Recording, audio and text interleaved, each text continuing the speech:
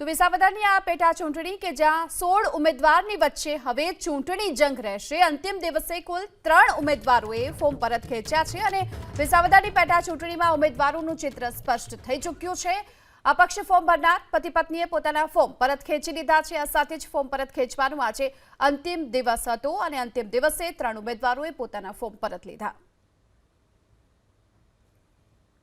ઉમેદવારો આપણે માન્ય રાખ્યા હતા। એ પૈકી જે પરત ખેંચવાની પ્રોસિજર આજે 3 વાગે પૂરી થઈ છે અને ટોટલ 3 ઇન્ડિપેન્ડન્ટ કેન્ડિડેટે આજે પરત ખેંચ્યા છે। એટલે કુલ હવે 16 ઉમેદવારો હરીફ ઉમેદવારો તરીકે ચૂંટણી લડશે।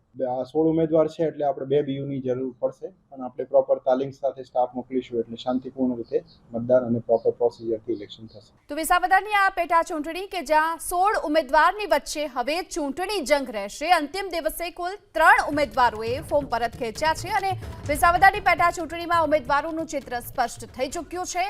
અપક્ષ ફોર્મ ભરનાર પતિ પત્નીએ પોતાના ફોર્મ પરત ખેંચી લીધા છે। આ સાથે જ ફોર્મ પરત ખેંચવાનો આજે અંતિમ દિવસ હતો અને અંતિમ દિવસે 3 ઉમેદવારોએ પોતાના ફોર્મ પરત લીધા।